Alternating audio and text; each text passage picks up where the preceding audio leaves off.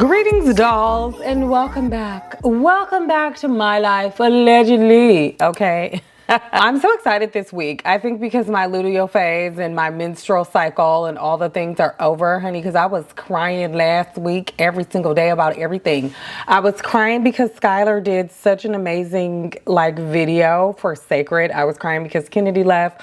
I was crying for everything, but today I'm better and happy. I need to do my makeup. This is like a little makeup look, but I was filming, but I need to do like a kind of dramatic makeup because I have a panel today that I'm super nervous about. I'm like, what if nobody comes to my panel? I'm really nervous, guys. I'm really nervous that nobody's gonna come to my panel. Oof, I don't know. I was talking to someone who follows me when I was at an art fair, and they were like, oh, you should have like a closet confessions in person. I'm like, but what if nobody comes? And people were like, no, people will come. I'm like, we will see. So I'm committing to do more panels this year, and I want to see if people come because I feel like that's a good test of whether or not people will come to in-person events that I have. And I know if nobody comes and then I kind of say something about it, people are gonna be like, I didn't even know anything about it. I didn't even know anything about it. You didn't tell me about it. I posted it a few times in my stories and I posted it on Threads. And I just feel like you have to kind of follow me to know what I'm doing on a day-to-day basis. I feel like people who come see you in person are not casual followers of yours who just only see what you post on the feed, because then you will probably never know, right? And so it's not a measure of how much people love me or support me, because I know people support me. I'm just I need to see how many core dolls we have out there, you know what I mean? To really see if I can go to market with a couple of my ideas and thoughts and things, you know? I feel like I've been in the game for a while, 5 years, which in content creator world is a lot. Listen, content creators be here today, gone tomorrow. And also, speaking of content creators, there's so much controversy online. I'm like, where was I all Memorial Day weekend? Because I miss all the drama, honey. It's so much drama about Painted by Esther and Patrick Todd and all the things. I'm probably going to do a video about it because I just feel like people are like, oh, you shouldn't feel away when people, steal your content or they always try to gaslight people. And it's not about your content being stolen. I feel like I've talked about this so many times. It's one thing to feel inspired by people, right? But it's another thing when somebody popularizes it and mainstreams something, and then someone, a company or corporation, completely takes it, names it something different. Don't credit the person who popularized it, because invention is really difficult. It's hard to say something was invented, right, in this day and age.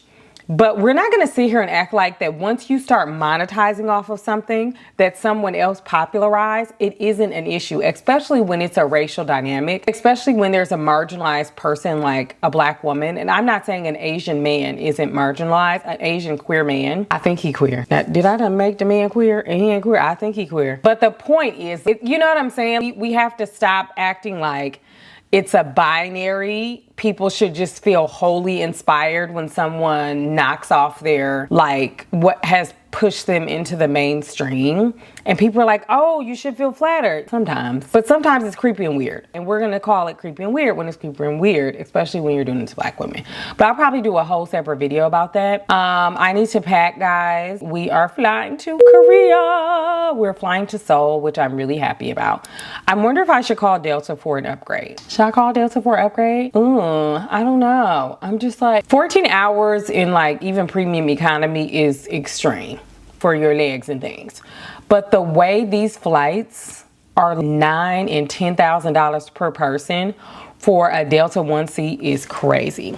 And it's not just obviously Delta, and y'all know I'm loyal to Delta, I love Delta, but it's all these airlines, and we know it's because of the prices, because of the politics of what's happening in the Middle East and our country, which is a trash can doing these things to other countries. It's just and I'm just oh, how do we survive? Anyway, can I tell y'all the best thing that happened to me today? One of the best things, not the absolute best thing that happened to me today, but one of the best things that happened to me today. I blended this Clinique Moisture Surge Active Glow Serum. It's the 100 hour. It's part of the 100 hour line, the Moisture Surge line, which I love, okay, obsessed with Clinique. But I mixed it with my little foundation because I'm I need some serum with the foundation. Like, my skin has been going through it. It's been dry because of this weather. And y'all know I use Clinique all the time, and I've talked about them in every single one of my like Sephora hauls and all the things. So I literally love them. I feel like I also owe y'all a beauty video. I know y'all don't want it, but you're still getting it. Okay. The girls who want it, want it. It's only a niche group of you that want it. But hey, it's still valuable for me. Okay, to create. Find you a high quality serum, and I would say add a little bit of your moisturizer. You know how we used to do like sunscreen and a little bit of foundation together, and we would like mix it together. I stopped doing that because they said that dilutes the sunscreen, and honey, at my age, I don't need anything to be diluting. I needed it to be at full capacity, amen? So for me, I like to mix a little bit of serum. I don't know what it is, but I just feel like the moisture, and it's just like sticking to my skin. And this looks so good and cute. And this was the best thing I did all weekend, actually, because I've been using this all weekend. So get you a moisture serum. I recommend the Clinique. I feel like the people who follow me a long time know this is what I use. The moisture serum. I would not mix it with the double serum. Even I love double serum. Put double serum on first. Y'all know I swear by this double serum. I've been using that for a decade. Eons and eons I've been using double serum. Okay, it don't get no better than double serum. That to me is a daily serum that I use all the time, the Clarins double serum. And then I would not, oh, you know what? You can use the Caudalie. You can use the Caudalie Vino Perfect. It's like a white and cream base.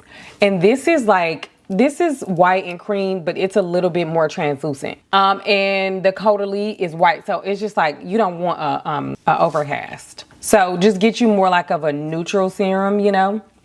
And I would say 75% foundation, 25% serum. And y'all try it and y'all let me know. Let me know how it works for you. Because it's really tea. And it's giving like, I don't know, it's almost like it's sticking to the skin, which we need and we love. Because I like a glow that's not too oily looking. I don't want it to like too dewy, you know what I'm saying? But it can't be matte because I have mature skin, honey. And we don't do matte like that. Matte is attacking the pores, attacking the creases. Y'all say black don't crack, it cracks. It cracks, sister. Yours may not right now today. It cracks in certain spaces. You have to know where to look around the mouth, in that neck. We're cracking around the mouth and the neck. We may not be cracking as much here and here. But we're cracking here and here. Here and here. People are like, I don't look 45. I don't look 50. And here. 40 where? 40 where? Right there. 50 where? Right there. Girl, if Monica and Brandy are 45, if Kelly Rowland is 45, if Beyonce is 45, Miss Thing, you can be 45. Calm down, pipe down, okay? We're in our 40s, girl. Let's embrace it, okay? Yeah. Greetings. We have arrived, darling. Well, we have not arrived. We have not even left. But this is my outfit. It is from Naked Wardrobe. It's just the blazer, okay? Blazer moment with the capri pants moment. I was on the fence about getting this. And this is a small. I feel like it needs to be extra small. I wanted the extra small, but the extra small sold out. But y'all, I think in my last vlog, I tried this on. Y'all know I tried on the cheetah one, but I just decided to get this one. It's all about the shoulders and the shoulder pads, okay? I'm speaking on the panel about mental health. I'm obsessed that these are capri pants. I have on my Amina Muaddi shoe, okay? This is not the starter pack, Dre. All right, and I'm finally wearing my bag. Here's my bag from Koi. This is so cute, right? So I'm just like, we're gonna have a time, dolls. New York City, always gotta ruin it. We're gonna have a time, so I'm excited. All right, let's go. It really depends on the day, to be honest with you. Sometimes I'm sending the photo to the group chat. What do you guys think? Which one should be the main photo? You know, which outfit do you think is the best? What do you want for my photo dump? You know, it all depends. What caption am I gonna post? Who knows? I'm a quintessential elder millennial, okay? Instagram, you're gonna see me, okay? So sometimes I post because I think I look good and I want everybody to see. I think there are sometimes I take it as a one-dimensional, frivolous moment that I wanna indulge in because I want people to see that I see and I know that I'm looking good, okay? And if they don't like it, too bad. I liked That's why I post it. In doing that, too, also, you do take away some of the power of the pressure to post when you're like, I know and I feel like this is a great photo, or this is a great caption, or this is, right? Like, I think in some ways we do need to take our power back and feel like we're posting for ourselves. Millions of people that could possibly see this, but the most important person that can see it is ourselves. Absolutely. I think for myself right now, I'm slowly getting back into like fun posting. Before I had a platform or any of those things, I was just like really just having fun on the internet in my 20s. And I think as I've gotten into my 30s, I'm much more cautious. But I also think that it being a part of like your job makes you cautious, because your photographer sends you back your best selects, right? Or when you're getting your hair done, or your makeup, I feel like it's a part of that. You feel like, okay, well, this is when I look the best, so I'm gonna post then. Versus like if I'm home by myself, I'm looking at my photos more, I'm texting my sister in my little group chat and figuring out like what the best ones are. And I'm like, okay, girl, but like when we got online and we were being authentic, like that's what garnered us community. So like, why don't we just not be so anxious about what it is that other people think about us and just post for fun? So I really am like slowly getting back to that. Did we do a Ricky Lake moment with you? Your dress is great. What dress are you wearing tonight? Twirl girl, turn around. We'd love to see it. It's a two-piece? Is this a shirt and a skirt? It's a one-piece. Okay, who made this dress? Pretty Little Thing. Oh.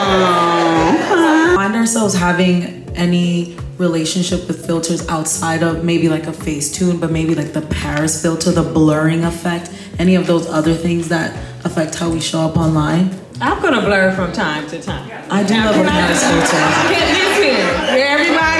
Everybody wants to be fab. I'm gonna tell the truth. I blur from time to time. But I think as a dark-skinned Black woman, one of the biggest challenges I do have with some of the filters, in all honesty, is they almost always make dark-skinned people look lighter.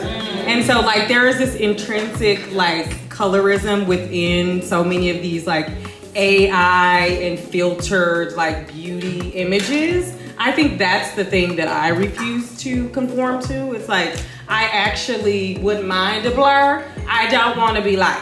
Right? And so like that's where I'm drawing the line. It's like that feels like a bridge too far, and that feels like kind of like succumbing to something that I didn't actually sign up for. Two things.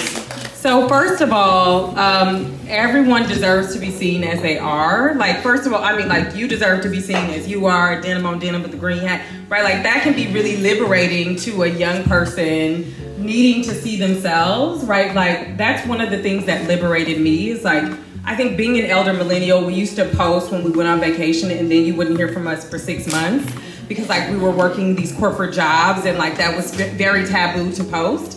But when I realized this idea that like there are people that deserve to see me, including me, like I deserve to see me online, but also like there are younger versions of me that don't know that I exist, right? And like they aspire to be someone like me. And so, and that is really liberating to them that I can be an end goal, right? And so sometimes when you're showing up online, it's almost like you gotta do a Jetsu mind trick, right? Because you deserve to be seen, and people deserve to see people like you, right? Because otherwise, we know that the internet can be a really Eurocentric space. I think the second thing is, it's really important for us to be honest about the fact that there are certain faces and certain bodies that have social capital. And that social capital comes with money, right? And so if you're telling me all I need to do is to cinch my waist 1 more inch, and I can make $1 million, and I can get a brand deal, and I can leave this crappy job, we can, sometimes I come to these conversations and I'm like, this whole idea, just love yourself, is easy when you're in a desirable body, when you are online and you have millions of followers, when you are gaining, you know, a following, or you're getting brand deals because of your very, you know, bubbly, natural personality. But what if someone doesn't have a bubbly, natural personality? But they want access to that social capital. They want access to that money. People aren't just posting on social media all the time in real and meaningful ways, and like changing their body and smoothing their skin and smoothing parts of them just because they want to all the time. It is because it's social capital. And also, sometimes it is like, they don't want to deal with the drama today. You know, it's like, I don't want to deal with you saying something about my cellulite when I can just like take it off. I don't want to deal with some random person saying, who are those 5 people in your background, when I can just take it off. And it also gets to a point where we have fetishized certain features on faces specifically for women. And that has gained them visibility, even amongst content creators. So content creating has democratized the space in some way when it comes to celebrity and visibility, right? Being a content creator, there are there's a variety of different people that are now visible that weren't necessarily visible in the 90s. But the most popular, richest amongst us still follow very narrow beauty standards. And so I think it's really challenging to say to young girls who aspire to that, not just because they want to be visible, they want to be seen, or they don't have a life offline. There is money. There is money associated with that, right? Like there is social capital. There are brand trips. People are flying to Bora Bora. I ain't never been to Bora Bora. I've been to 50 countries. I've never been to Bora Bora. You know what I mean? On private jets. People are aspiring to that, and so they're seeing that. And so the only other piece I'll add to that is, I think some of this also, the ownership is on creators. Mm-hmm. It's not always on every single one. But we are also a part of it, right? Like with every generation, with every new batch of creators, everyone is trying to out-perfect the next person. And so we have to understand that we are leaders in this space, right? We are leaders in this visibility space. And so we can't just turn to the next person and say, you know, hey, go touch grass, when we are making money for, you know, scanning off. I know I scan a little cellulite off myself. Listen, hey, have y'all seen some cellulite? Maybe a little bit, but I scan, you know. But like, we have to just take a little bit of ownership as well. Greetings, good morning, party people. I feel like I've been doing events, which is wild for me to be doing and engaging in, but I have been doing them. I need to put on my Danessa Myricks while I get ready. Okay, while I get ready, I'm going to 2 events today. One for Carolina Herrera at Pinterest, and the other is I'm gonna go to a refi event, but it's not gonna take me long. And then I need to come home and I need to pack, and I probably need to do a packing video. I have the stuff like out, but I haven't actually packed it. But I was thinking about something that I want to talk about. First of all, make sure you watch my Painted by Esther video if you have not. You know, she is the UK black woman who has been gaslit by Patrick Ty. He has trademarked her signature blush technique, which she has made popular, right? She has made it popular. She didn't invent it. She made it popular. Okay. I know the LLC warriors, girl, and, you know, get your S Corp warriors, girl, and get your website warriors, girl. And all those girls are going to say, well, she should have did this and she should have did that. I don't agree with that take. I think that it's perfectly okay for her to be the product, and we don't have to accept it just because it's legal. Okay? We don't have to accept something just because it's legal. But make sure y'all watch that video. I had a good time.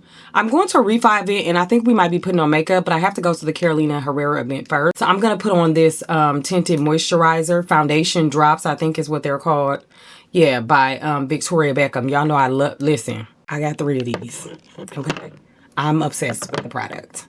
I was going to put on the Chanel, but that's a little too light. That's like nothing. Like people who want to act like they don't work out in makeup. I know a lot of people don't. I usually don't, but sometimes I will. But like if I was going to a event where it was like a workout event or workout clothes and I was going to be filmed and I just wanted something on my face so that my face isn't too shiny and looks, you know, presentable on camera, I will wear the Chanel. I love the Chanel, and it's perfect for every day because it's like water-based.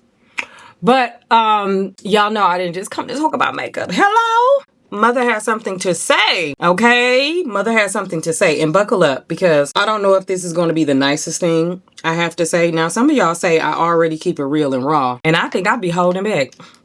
I really, guys, I really think I be holding back. I be like, oh, I'm keeping it appropriate, and people are like, no, you are raw and real and keeping it real. And I met this lady on the street who said, oh, I just love you. You're so messy. Messy? I said, oh, let me clean it up. Messy is wild. Messy? I thought I was keeping it real. But I'm like, oh, okay, I need some self-reflection. I need some self-reflection. If people are saying that I'm messy, listen, okay? So anyway, I wanted to talk about something that my girlfriends and I were talking about, but my husband brought up this morning when he brought me my coffee. Y'all know he be up like 2 or 3 hours before me, and I get up at 7:30.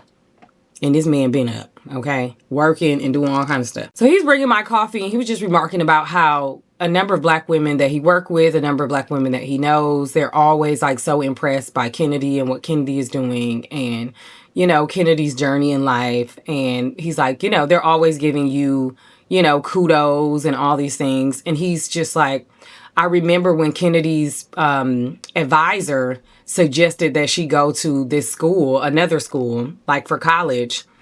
And I was like, basically went up to the school and was acting a fool and basically saying, why would you suggest my daughter go to this school? It wasn't a community college or anything. It was a 4-year institution university, accredited university, but I didn't think it was up to my daughter's standards. And this might ruffle a couple of feathers, okay? And this is something that a lot of people, especially upperly mobile, black folks who pulled themselves up by their bootstraps, if you believe in the bootstrap theory, right? I don't necessarily politically believe in it, but I am someone who's benefited from a series of high quality decisions and manufacturing my own luck, and that has worked out for me. And I talked about this on the podcast that I did yesterday. I don't know when it's coming out, but I'll let y'all know. But I was really serious about 2 things. Okay. People always ask me what the difference is. What was the deciding factor? How do you go from, the lowest tax bracket to the highest tax bracket in the country? It's only 5. And so I'm in a high tax bracket, but there are people that are make tremendously more money and are wealthier, et cetera. And that's just because we have a tax problem in this country. But, how do you go from, generational poverty to here? And I believe it's 2 things. I think it's regional. I think that you have to be really serious about where you live in a way that can seem elitist to people who don't understand it. Like, people, you either get that or you don't, right? And people will make excuses for where they live and their opportunities. But I personally believe that you are limited by your opportunities, especially in your 20s. Especially in your 30s. I just feel like as an American, when you are in your 20s and 30s, you need to live in one of the most viable, robust cities for your social goals and your economic goals. And for a lot of people, that is New York City. For many people, that is Washington, D.C. For a number of people, that might be Silicon Valley. That might be L.A. But a lot of people, they want the comforts of a middle-class life before they have grinded it out for it, right, in their 20s. And obviously, don't get in my comments and say that's a privilege. I'm having a privileged conversation, guys. I'm having a privileged conversation. You have to have, right, this is not a conversation that's inclusive of people with disabilities. This is not a conversation of people who have not been able to leap into college and get an internship and right? Like, obviously, but you have to say that on the internet. Otherwise, people will say that you are not taking into consideration. Obviously, I know that I wasn't in a financial position to take free internships because there was no way that I could live. Even though I did it because I took out student loans to be able to support my life and to be able to pay rent and eat because there was nobody in my family that could support me. But just really taking advantage of those strategic opportunities and where you live. And as someone who has made it to this side of the mountain, and I see where some of my peers are, and the differences are very small. And if you can't see it, you can't see it, right? And so you can't understand why your child is repeating the same cycle, why your child is making the same mistakes, why your child is, not in a much better position. It is because you decided to go live in the burbs because you wanted a 5,000 square foot house. And you thought the suburbs are better than the city, and you really don't have a lot of job mobility. And, you stayed in the same at the same job for 15 years, right? Like there's so many reasons why you made it to middle class and you were stagnant and you were stuck, right? And you can't understand why your child is on the margins of middle class and working class and may shrink into poverty because of some of the decisions that you made. Now, this is anecdotal. This is what I have learned from my experience in my friendship circle. You know, there's always an exception out there, and it really behooves everybody to believe that they are the exception to the rule. But if you have a listening spirit, if you're a young person and you want to know what the decision is, when you graduate college and you have the opportunity, you know, like Lauren Conrad, okay, in the Hills, to move to Paris, move to Paris. Don't do what's comfortable. Don't go back to your hometown for a year so you can save money and grind it out. No, take the risk now. Take the risk now. When the opportunity is upon you, you take the regional advantage. When you have the opportunity to move to New York, even if it's a small one, you take it. Because it's so much harder to move to New York when you're in your 30s and 40s and 50s than it is when you are 20s. And people who make excuses, I'm telling you, the need to move to New York will never leave your bones. And I'm telling you, I can't emphasize that enough. And I talk about that, I feel like, a lot on my channel because I feel like it really made the difference in my life. Not just moving to New York, but like moving away after college, not staying in the same place, you know, going away to grad school, moving to DC. Like being regionally nimble has really made the difference in my life. And a lot of people that I know that are stuck, you know, they refuse to move. And they're like, oh, but I got me a penthouse in Mobile, Alabama because I'm building generational wealth. And I'm just like, okay. And I just let the conversation go. Like, I'm not even going to engage because you can tell they don't understand the value of, like, you know, regional diversity and what it can do in your life, and regional, you know, it sounds like regional elitism, but the difference that these things can do and make in your life. The other thing when it comes to having kids, and this is super controversial because it's going to sound one-dimensional and people think that they're doing it and they're not. You need to send your kid to the best school that money can buy. The absolute best school that your money can buy and they can get into, right? And I mean, you need to do deep dive research, not just based on what your friends say, not just based on what the schools say, not just based on, like, if you live in a neighborhood because you can only afford to live in that neighborhood and you can only afford to pay rent in that neighborhood, you need to fight tooth and nail to get your kid into a high quality school. Because it's not just about the education. It's not just about the after school. It's not just about the extracurricular activities. It's also about leveraging a network, even in elementary school. Even in elementary school, okay? Like, you need to get your kid into the best school possible. The number of people I know who have clawed their way into middle classness and they can't figure out how they provided this solidly middle class life for their kids, right? It's like the Sean Garthrights of the world, you know? In case you don't know, Google Julio Fulio and how Sean Garthright, who was a middle class kid and had all these things and wasn't starving, and people can't figure out what happened.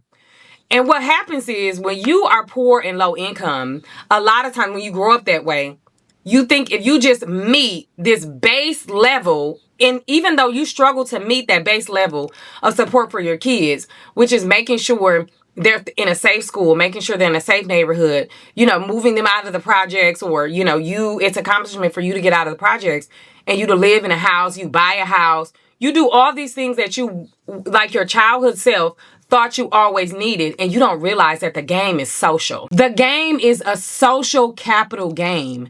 It's how much social capital can you acquire for your kid. It's not just about getting the good education and then relying on meritocracy. I see a lot of my like first generation middle class black friends do that. They're like, oh, if I just put my kid in this suburban school. Sometimes, a lot of times, the suburban school is 10 times worse than the inner city school. Statistically, right, numerically, it may be a safe school. It may have a soccer program. It may have more resources, but it's just a bunch of middle class kids in schools that aren't necessarily performing well. The teachers are just as low quality. The teachers are not as, you know, as great. The principal is not as good, right? Like the structure is not as great. And maybe like if they were in the inner city, they put them on track for, you know, a community college. They put them on track for, you know, teen pregnancy or prison or whatever. And in this, you know, middle class, suburban public high school, the track might be the local university. But if that is all you want for your kid, I'm not saying there's anything wrong with that. But if that's what you want for your kid, then go on. My message is for people who are trying to be excellent and trying to supersede and trying to go beyond, right? And again, this is going to sound like educational elitism, academic elitism. But I truly feel like that's what made the difference in my life for my child, not necessarily for me per se. I went to the schools that were available to me. I was able to choose a graduate school based on my grades, right? I was able to go to a tier 1 school and all these things. I'm not one of those people who are like, African immigrant parents. A lot of my friends' parents are like, you're nothing if you don't go to medical school at Yale, right? Like, you are first generation. You are nothing if you don't go to Harvard, and be a financial advisor and go work on Wall Street. I'm not there, right? I'm not quite there. I didn't feel dire in those ways. But I was like, no, we are going to supersede, and we're going to do every single thing in our power. And if we have to pay the price, we have to pay the price. I know so many middle-class Black folks. Like, I have a girlfriend right now. She's like, oh, my kids, I moved out to this community so my kid could go to this public school. And then we're just going to pay for tutors and QMon and all these things. And I'm just like, I used to work at the Department of Education. I'm like, girl, a lot of those programs are scams because they have created this structure for middle-class parents specifically, and then they can't understand why their kids don't have options to get into these, very elite programs or these very elite, universities. They can't understand what happened. Like, if you want your child to be in dance, put her in the absolute best dance program your city has to offer. Because I guarantee you that is the network she's going to need if she needs to leverage dance when she goes to college. If your son's into chess, if your daughter's into chess, put them in the very best chess program that money can buy, right? You have to go hard. You can't just do good enough. And I think that's what a lot of people don't understand. And we can't understand why we have Black basketball players and Black entertainers, rappers, singers, who have they make the 0.1% when it comes to income, and their kids are on track for prison, or their kids, right, don't have a full and robust career. Their kids don't have dreams and hobbies. Their kids can't socially assimilate in elite circles. I'm talking about, some of the basketball players and football players, but people that we've seen who were able to master what I'm talking about are the families like Magic Johnson, right? Like Samuel L. Jackson, Denzel Washington. They were able to create safe, robust, culturally competent Black and brown children who have access to resources and money, who leverage every tool in their toolbox. I don't think people recognize that. You have to leverage every single tool in your toolbox for your child, and not just be like, oh, I need to retain this money, you know what I mean? So that I can retire and I can do this and do that. Again, I'm not talking to everybody. If that's your solution, then go off. But I'm telling you, I've seen this movie 1,000 times before. And people can't understand when their kids are only marginally better than them, or they spend all of their 20s struggling. Yeah, because you have to put them in position where their network is doing a lot of the work as well. And it doesn't look like it's paying off until it pays off. It doesn't look... I'm telling y'all. Listen, I'm telling you the cheat code, and the people who get it, get it. The people who know, they understand it and they know. And a lot of people are not going to say this online because it sounds so inaccessible and it sounds so elitist and it sounds like so out of touch, and they don't want to appear to be like, right, like, but we know this to be fact, right? Like, when I look at my friendship circles and I talk to my girlfriends and how they're putting their kids in position to win, like, yeah, a lot of people don't like Jack and Jill. A lot of people are like, I don't know if I can get in. I don't know if I can, right? Like, but you do whatever you have to do for your kid to access a better life. And you never know what the deciding factor is. So you go after all the things, okay? And I'm going to leave it there because I feel like I done spilled too much of the tea already. I feel like I done spilled too much of the tea already. But you have to know, like, it's not just good enough that you send your kid to the local charter school that may not be performing very well, right? Like, you got to go balls to the wall. I don't know if people fully understand that when it comes to kids, right? Like, especially people, I was talking to my husband, like, I don't know if I would have had the same success mothering a boy child. I don't know. I mean, I can say I think I may have, but I don't necessarily know, because I think it's harder, navigating parenting an African American, a black boy child in a world where so much of his social capital is around like clothes, and those are social markers of success. But making sure your child is well traveled. I don't mean Disney and cruises. It's no shade, right? Like, it's no shade. Do those things. But like, there is a different level of social capital that we really need to master, and we really have to see is viable and important. Now, I'm not saying that you buy into this, elitist culture as like your child is better than the next child. No, absolutely not.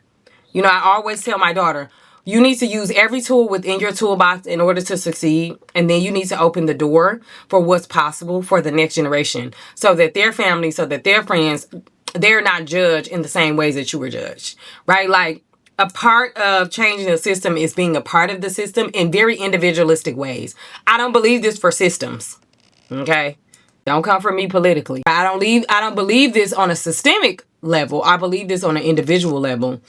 And, for me, it was like I wanted to make sure that I was on a generational run. I wanted to make sure that my daughter was able and being in position to do all the things. Right? Like, my daughter's talking about during a gap year, after she graduates from Spelman. And, there were people that were like, when I said that my daughter moved abroad, they were like, oh, I thought she went to Spelman. She does go to Spelman. Are you slow? Of course she goes to Spelman. There is no world where my daughter, is going to drop out of college. Listen, y'all say college isn't for everybody. I don't buy into that. That sounds to me like high school isn't for everybody. You sound extraordinarily slow. I'm not arguing with anybody over that. That I'm not arguing. I will entertain some of what y'all saying, and then I move on. Because that doesn't make sense to me, right? Like, I hear you, and I think that's true in very specific and very small circumstances. But I think it's far overstated, and it's far overstated to first generation black children who really need to climb the educational ladder in order to even be able to sustain a lifestyle in the United States. And I don't mean like go to University of DeVry or University of Phoenix or some of these non-accredited universities. No, I mean like go get into the absolute best school possible so that you can change the trajectory of your life. That's what I mean. I don't know what these other girls are talking about. That's what I mean. And I am so absolutely like serious about that I can't even maintain quality conversations with my family members because they want to entertain that, college isn't for everybody rhetoric.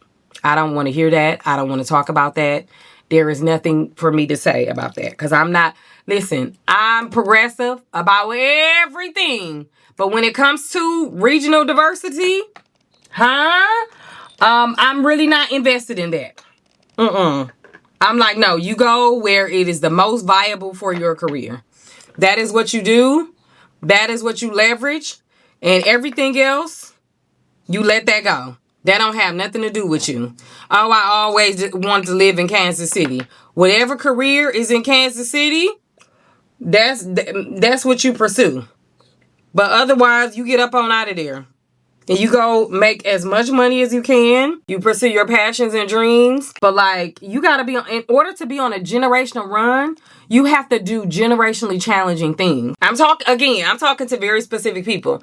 There'll be people that don't agree. They're like, I had an opportunity. I'm telling you the difference between good and great. You know what I mean? I'm telling you the difference. And that is the difference. And everybody's not going to do it. But I think some of the highly ambitious black girls who follow me, who have not yet started families, like this is a message that's going to resonate with them because this is something that they understand. And I'm surrounded by highly ambitious black women who did the thing that was necessary to change the trajectory of their lives. And it wasn't just one thing. But like, as we have conversations, we can deduce like very specific things, right? Like, and you can always tell the friends who like it's always going to be touch and go with them with their kids because they still follow this age-old model of like just move out to the burbs, and if your kid gets straight A's, they can get into the local state university and all will be well, and they will be safe, and they will be able to provide a good life for themselves. And that will be true for most people. It will. But I'm talking about, do you want your kid to be on a generational run of a lifetime, right? And to possibly quite literally change the trajectory of their life for generations to come. And that is a wholly different experience.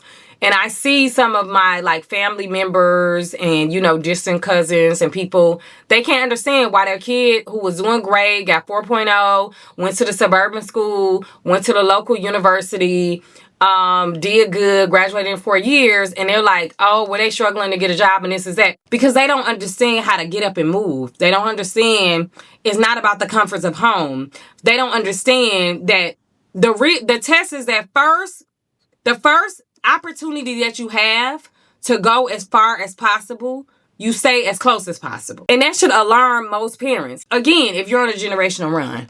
Right? Like now, if you did a generational run, and I feel like I did a generational run in my family, then it's a different circumstance. But if you are just like marginally better, or you have made it to middle class and you are comfortable, but you want your kid to go beyond that, you have to do way more. And I don't know if people understand that. And I have so many friends, well, not my friends, because my friends' kids are not old enough. But we talk about this because they're like, hey, how do I get my kid into this school? How do I get my kid into this program? How do I set my kid up for generational success? And not just like, oh, I'm going to do this thing and just pat myself on the back and think I did the thing. You know, I'm sending my kid to the local like religious school, parochial school, thinking that it's great. And it's worse than the local, inner city school. Right? Statistically, academically, there's no opportunities, but you think you own one. You think you doing something, right? You have to kind of get out of this like middle class playbook of like move to the burbs, put your kids in a suburban school, get the big house. You know what I mean? Like go to Disney, buy a Cartier watch, buy,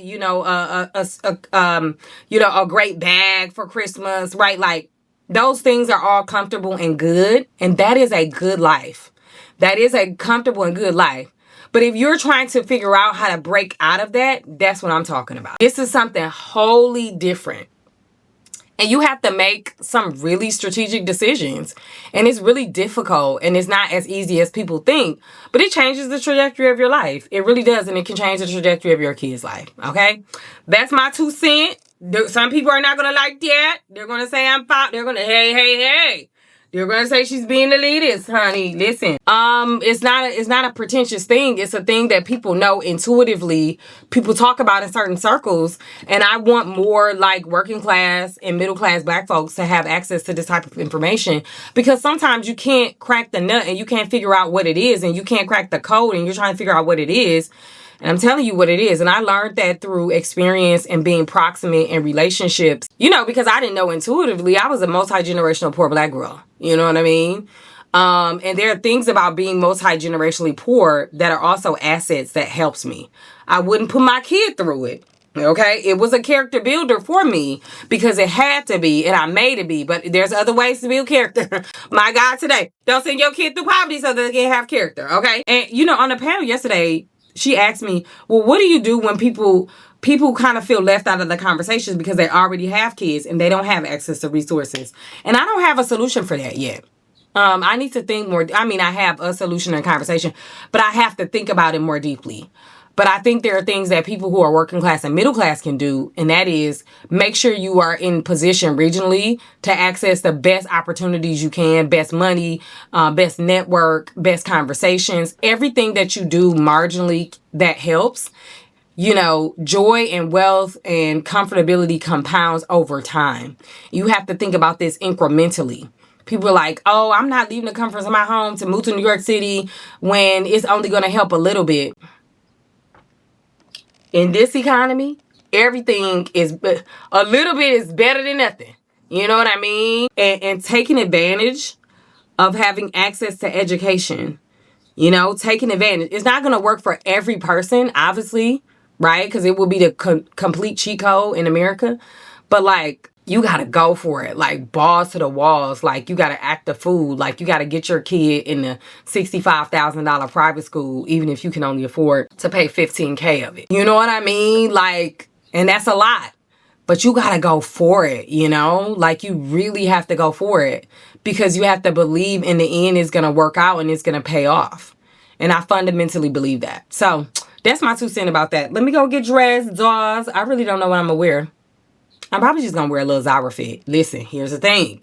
I really don't got time. I've been trying on dresses all morning and nothing really fit. I'm also going to France like later on, like in June. So I like in the middle of June or something like that. So I really need to make sure I got dresses for that. But let me go put some clothes on, girl. And I really need to get out this door in 15 minutes.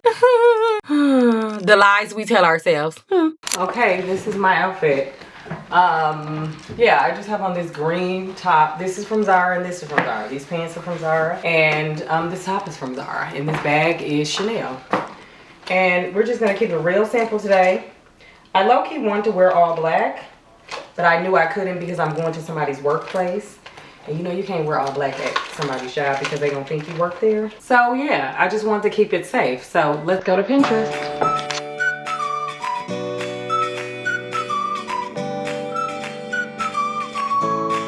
Okay guys, I'm leaving Pinterest with my Carolina Herrera.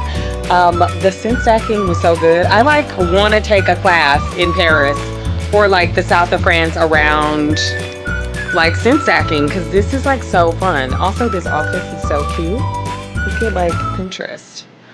Like, could you imagine working here? Oh my god, so fun. Guys, I feel like I consistently try to be on time. Literally, and my Uber is trying to sabotage me because why was this literally I was on time. Sir, how you, this is the thing about New York, why is he trying to talk louder than me? Let me get off my little rant before you get your little rant off. But I feel like I was on time and my Uber said it was coming, and now it is 3 minutes away. 3 minutes, that's gonna make me even later than I already was. I'm already late. I haven't even left. I'm already late. Like, help a sister out, please.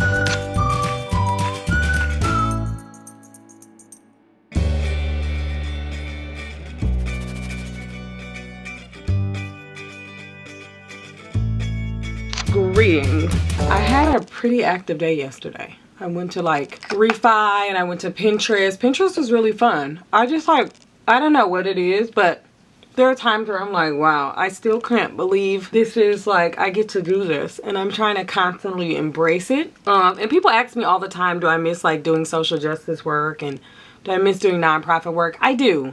But in some ways, nonprofit work was toxic as well. And people who do nonprofit work can tell you it was toxic. Right? Like, I was always in this position where, you know, I loved talking about issues that affected my community as a black woman. You know, I grew up in a progressive family. These are issues that I just genuinely cared about. I never expected to make like any money. But I think once I hit 6 figures and saw that I could even make some money, right? And also came to the realization that my husband was eclipsing me from a salary perspective. And I didn't really feel like that was I didn't really feel like that was safe, you know? From just like and my husband never made me feel unsafe, but I didn't like that like financial imbalance.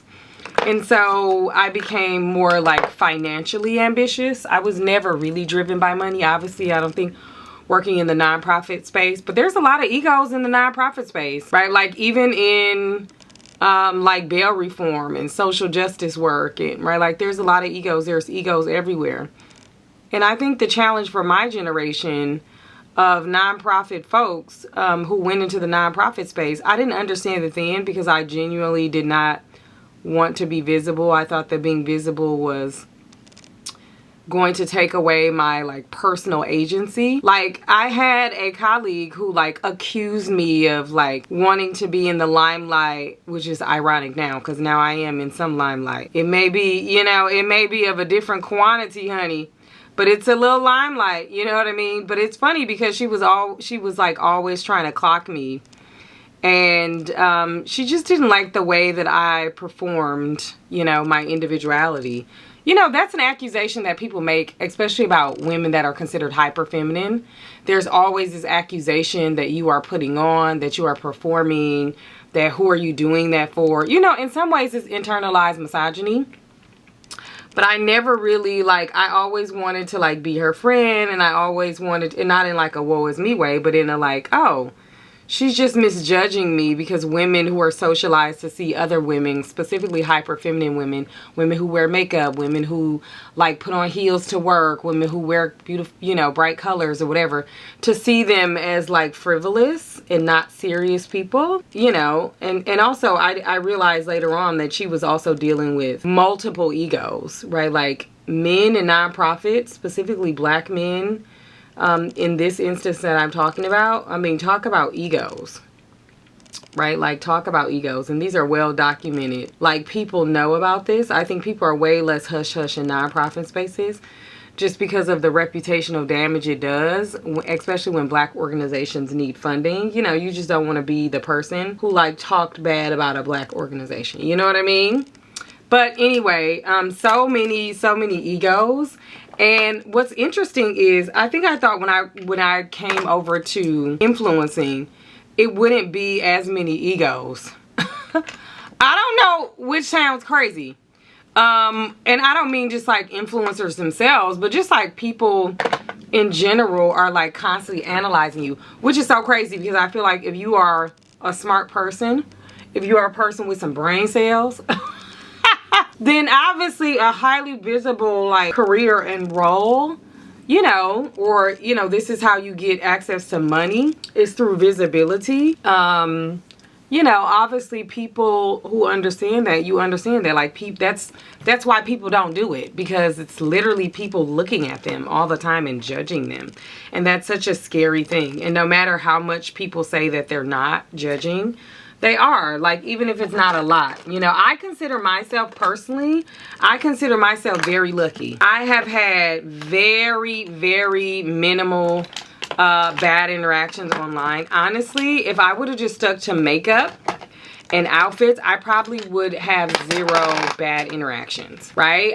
But you know, once you start vlogging or you start talking about your life or anything, y'all know how it is, right? We see this in the workplace, we see this in all kinds of circumstances. Now I'm just cleaning up. You know how sometimes you really can't do your makeup until it's just like, girl, what is all this stuff? I can't even see. Get all this stuff out of my way. I think y'all know this, but I do my makeup on a vanity. This is a vanity in front of my mirror in my big old closet. And y'all know it's a whole nother side to the closet. Okay, honey. But I'm just like straightening this stuff up, because I'm like, this is actually driving me crazy that all this stuff is out like this. Because who did this? I can't even blame it on Kennedy. She's gone, right? It's not Kennedy's fault. I know Kennedy is like, girl, you wish it was me. No, it's not. But y'all know how it is, because again, I'm just comparing it to other workplaces, because it was like this for me in other workplaces. And at some point, and I think the beauty is turning 40, you just be like, okay, anyway, you know what I mean? I just thank God every day that I did not come into hyper visibility when I was younger, because I think some of the people who have been online so long, you know, a piece of their like identity is forever gone, because they've been like deeply injured, you know, by the internet and internet culture. And it is unnatural for anyone to be visible in these kinds of ways. And what's interesting is, when I was consuming content and I would hear creators say that, I would be like, well, girl, don't nobody make you get online, like get offline.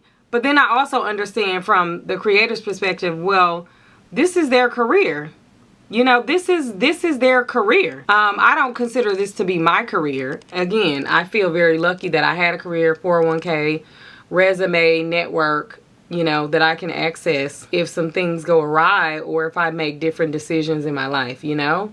I'm super excited too, because I talked to a friend yesterday, and she's technically considered a creator, a content creator. She's been like creating content for years. And she became monetized 6 or 7 years ago, but she's been in the game for a while.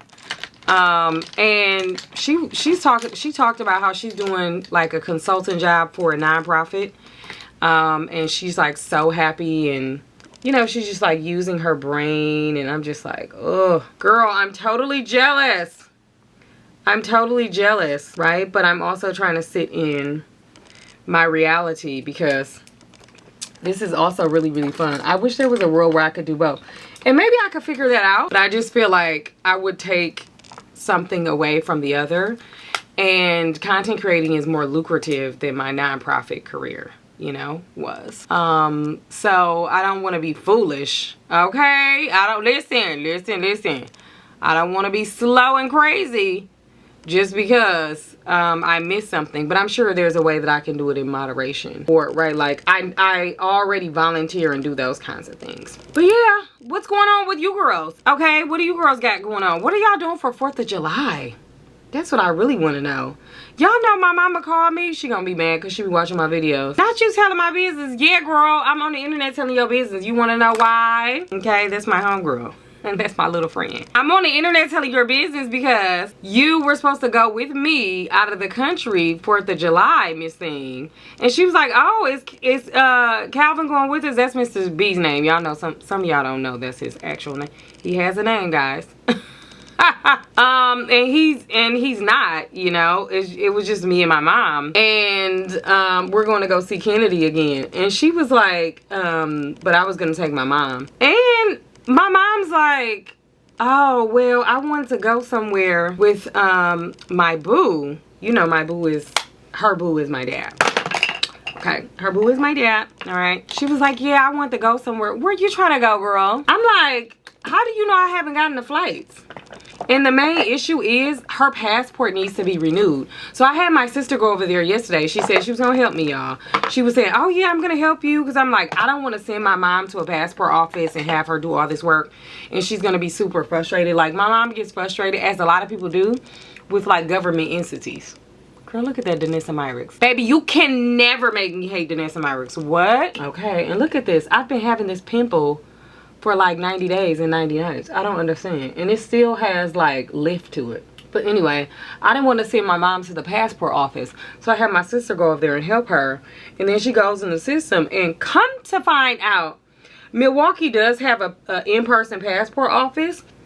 But they don't do renewals. She can just apply for a new one, but she can't do a renewal. I'm like, well, what's the purpose? So in New York, we have a full-on like same-day passport office, or we even have one you can get in like 3 days or something like that. So I'm just gonna do that because it's just not worth it. Like, child, they said, oh, it only takes 2 to 3 weeks, but we're leaving in 4 weeks. It also said that, you know, it still has to take into account processing time, and processing and mailing it and getting it there could take it longer. I said, see, you don't think it's any disadvantages to living in Milwaukee? I'm like, this is the main one, girl. This is the main one to me. Okay, well, that's not the main one. It's many. But I'm like, oof. Like, you can't even get a passport quick and easy. I just cannot stand it. It just gets on my last nerve, you know? But I understand. I need to help my mom. I want to be there for my mom and make sure I figure this situation out. I just hate that she's trying to change the dates. Like, girl, how you gonna change the date, sister? Love you down. Rest in peace to Ami Coley. Ami Coley used to make the best blush sticks. They were called cream multi-sticks. I used to love them as like blush sticks. They're so good. I'm gonna use this orange blushy situation. I should have went to the gym today. Y'all, I should have went to the gym today since I'm flying tomorrow. Literally flying to Korea tomorrow. And I didn't work out, which is crazy because the way my legs will be feeling like they haven't walked in a month of Tuesdays. Also, I feel like I might get me a wig for this summer. Y'all know I've been so anti-wig, and I'm just like, sister, you're gonna have to get over it. Otherwise, you're gonna be an old lady with no hair. I done ripped my hair out of my head. I literally been bald-headed for like 2 years. It's no shade. It's no shade. It's no shade. Okay? And I think doing closet confessions and getting a little messy, you know, they say messy people have bad skin and their hair won't grow. That's what they've been saying. That's what they've been saying. So I'm like, okay, well, maybe I've been getting messy. The skin is C though. this could explain it. I've been getting a little messy with my closet confessions. I need to clean it up. Okay, accountability. Also, I think some of y'all have noticed that my closet confessions haven't been as like rowdy as before. My intention was never to be messy. My intention was to always be thoughtful and to provide informal commentary. I think at some point I probably do need to professionalize it and, you know, be a podcast and all this, even though that wasn't my intention. I didn't really want to do that. I wanted it to be raw and uncut and not, you know, well thought out. I think the challenge with the internet is you really can't do that without getting dragged. And again, I've gotten lucky because I've not, you know, I could have gotten dragged and don't know it. Right? But I just noticed the way people treat content creators, specifically black content creators, and I'm just like, ooh, right? Like, ooh. I know there are some black content creators who've been creating for 10, 20, or 10, 15 years and they've never gotten dragged and they've never gotten any drama. But it still feels like, wow, is this what happens? Right? Like, this is what happens in these kinds of careers?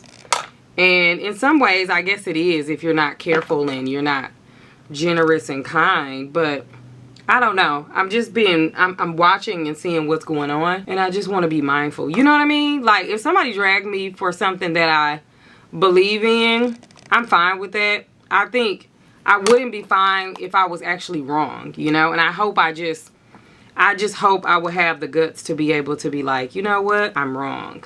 I feel like it would have to be a clear majority. You know what I mean? Especially if I think I'm right. But again, I think that's what happens when you have siblings and you're not the oldest or the youngest, right? Like, I don't think that I'm right. Listen, a lot of my followers are eldest daughters or youngest daughters. And here's the thing about you older daughters is I love y'all down.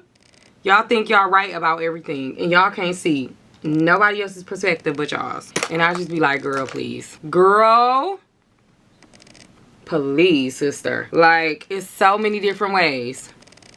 Look at that eye. That's a good eye, right? I'm telling you, this is the only eyeshadow palette I use. I mean, not that I use all the Wet n Wild eyeshadow palettes. But I'm just like, why would you pay for more than this? That's just how I feel personally. I don't need anything else. I see that orange is gone. I have put and organized all my blushes in one drawer. Ooh, she's shaking the table. Speaking of which, are y'all watching Real Housewives? I actually sat down and watched like 2 episodes. It's just really hard for me to watch shows in real time because, child, I will forget about them. And then I done forgot, right? So that was harsh. That was harsh.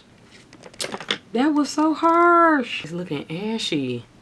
It's looking ashy. I went to that Refi event and my makeup was looking so ashy. I was like, you know what? I should use Refi because their skin looks very dewy. And I just feel like I'm getting too old to be having matte makeup. You know what I'm saying? Or like not adding some dew. So I'm like, should I use the Danessa Myricks or... I think I'm going to pack the Charlotte Tilbury because it's just a little bit long wear blurring setting spray. This is the Pat McGrath. I don't know if I have maybe I have the light reflecting.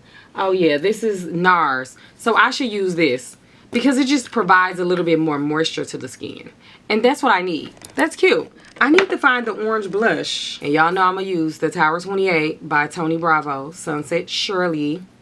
Love it. Speaking of Tony Bravo, y'all know she put a lot of the girls onto 10 Fish. We love 10 Fish. How much do y'all love 10 Fish? It is so good for the skin. Like, I've noticed how much eating anchovies and like omega-3 and salmon and tuna every day. I just noticed how much that improves like my skin, especially like my forehead, and it's reduced my pores and my skin feels more moisturized and hydrated. I really can't explain it, but it has done wonders on my body. Yes, I'm one of those people that has strawberry skin or strawberry legs, whatever it's called, where you can see the pores on your legs. I didn't know what that was until I got on the internet, and I really can't stand y'all for telling me what that was because I was perfectly fine without knowing that. Wait, did I wipe all the blush away? I just wanted to tone the blush down. Because while I love a good Painted by Esther look, I don't want it every day. Okay? I just feel like I need to get a wig. Because this leave out, I need to grow my leave out for the rest of the year. Which means I need to get like, I need to grow 2 or 3 more inches onto my leave out. And that takes the rest of the year to do that for me. I know some of you girls got 3C hair. Y'all got Native American in y'all family. I am 100% black. Okay, 100%. You know, when black folks start saying they're 100% black, you know they're 100% lie. But I think I'm majority. Definitely majority. But I mean, like, I think I'm like 95% West African. Don't get in my comments talking about the average African American is 20% European. We know. Stay in the delusion with me, guys. It's giving 97%. It's probably 98%, honestly.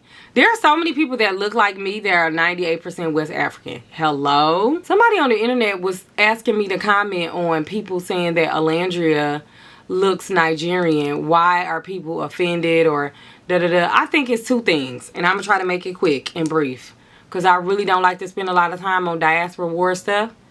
First thing is, every time that people talk about different ethnicities within the global black community is not a diaspora war. Only people who are non-confrontational and get wheezy about any single thing, they think everything is confrontational. They want to, everything is blown out of proportion. I don't understand. You know the binary bunnies. They think everything is a diaspora war. Okay? On the other hand, everything on the internet do be a diaspora war. It's no shade. Y'all really make everything a diaspora war. Like, somebody will say, oh my God, Alandria looks Nigerian. She is so beautiful, she looks Nigerian. That is a compliment. When somebody says, oh, I thought you were Black American because I'm a Black American, I'm giving you a compliment. They're being complimentary. They're saying that I thought you were one of me. You look 100% Black American. When a Nigerian says that they think that you're Nigerian, that is a compliment. There is no single Nigerian look, guys. There isn't. Nigeria is made up of dozens, quite literally dozens of ethnicities. 1 out of 4 black people globally is Nigerian. You look Nigerian. Like, everybody looks Nigerian. You could be Lebanese, 100% Lebanese, you look Nigerian. My husband looks Nigerian. Because that's the diversity of Nigeria. But on the other hand, I do understand some Black Americans, ethnically Black Americans, African Americans, multi-generational African Americans. I refuse to say FBA. I just don't like that phrase. I'm not shading people who use it, or maybe I do from time to time. I like to call myself a Black American, African American, right? I'm multi-generational Black American. I understand, like, people have had, Black Americans have had bad interactions with xenophobia in our home country, right? Or people, you know, talking bad about Black Americans because they have internalized, anti-Blackness, specifically against Black Americans. They have a history of colonialism that they come to this country with. They have a history of tribalism that they come to the country with. And when somebody says that, and when somebody is high achieving or visible or beautiful, and you can't believe they're Black American because you have negative views of Black Americans. And so I understand why people can be hypersensitive, but on the other hand, there's a lot of like people on the African continent who that's not their experience. They don't actually know that that's the experience of first generation Africans in America and Black Americans, right? And so people on the continent are not necessarily saying that as a, like, you belong to us, Alandria. I thought you were Nigerian. She's a Nigerian beauty. And let's take her away from Black Americanness. I think there are some Black American women who are also hypersensitive of this idea that you can be fetishized and you automatically, if you're beautiful, you have to be foreign. You have to not be fully Black American. You have to be biracial, or you have to be something other than a Black American, because Black American is considered regular. I don't feel like that, and that doesn't mean that how I feel is indicative of the entire Black community, or it is to negate how Black Americans feel, because people are entitled to their feelings. I don't feel like that, and the reason why I don't feel like that is because I grew up in a Pan-African home, and nobody's gonna make me feel inferior because I'm Black American. Hello? Nobody can make me, and so I'm not triggered. Nobody makes me feel sensitive. I don't feel no type of way. When people say something to me, I always think it's a compliment, unless you are overtly shady, and then you trying to be funny, and then it's tea. But like, girl, my ancestors did their big ones. Hello? I am who I am. My name is solidified. It's stamped. My culture is what it is. I am a good person in the diaspora. I'm a good global black. I'm a good Pan-Africanist because I am a black American who's deeply proud of my black Americanness. Hello? Nobody can talk me out of that. Nobody can trick me out of my spot.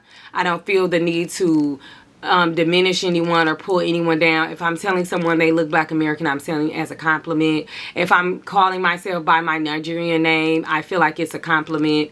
If someone is giving me a Ghanaian name, I feel like it's a compliment. Like, I am a good girl in the diaspora because I don't play those type of games. Hello? But everything doesn't have to be a diaspora war.